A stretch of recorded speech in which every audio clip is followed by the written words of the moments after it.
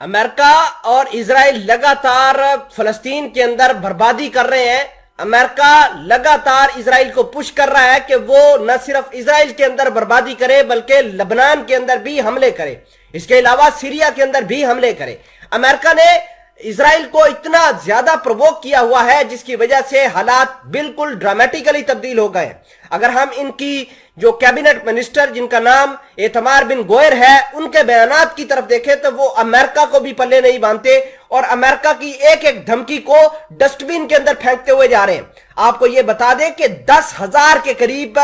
جو لوگ ہیں یہودی ہیں ان کو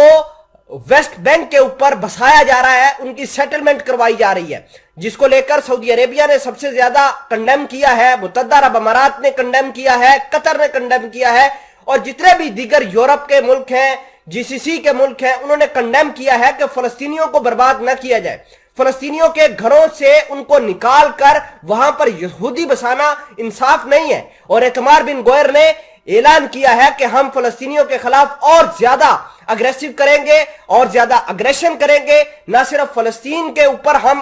بربادی کریں گے بلکہ ان کے سپورٹرز کے ساتھ بھی ہم یہی ہاتھ کریں گے جو ہم فلسطین کے خلاف کر رہے ہیں۔ اب سب سے پہلے آپ اپنی سکرین پر اس خبر کا پروف دیکھیے جس کے اندر لکھا ہے بن گوئر ریجیکٹس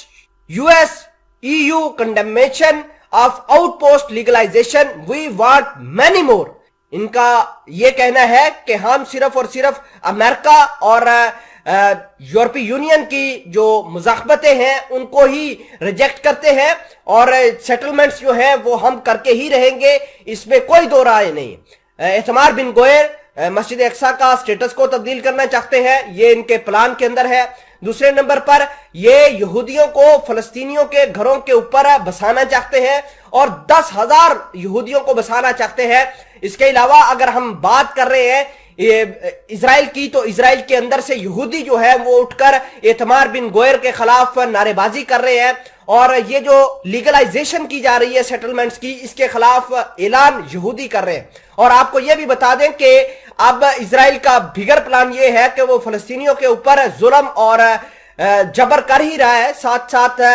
جو لبنان ہے اس کے اوپر بھی حملے کرے۔ لبنان کے آج حسن نصر اللہ نے اعلان کیا ہے کہ اگر لبنان کے اوپر اسرائیل نے حملہ کیا تو ہم اسرائیل کے اندر بربادی کر دیں گے۔ اسرائیل اگر کسی قسم کا کوئی اوچھا ہتھ کنڈا استعمال لبنان کے خلاف کرتا ہے، حزب اللہ کے خلاف کرتا ہے، تو لبنان بھی پیچھے نہیں رہے گا۔ اس حوالے سے حسن نصر اللہ کی خبر دیکھیے جس کے اندر لکھا ہے ایکسپیکٹ chaos in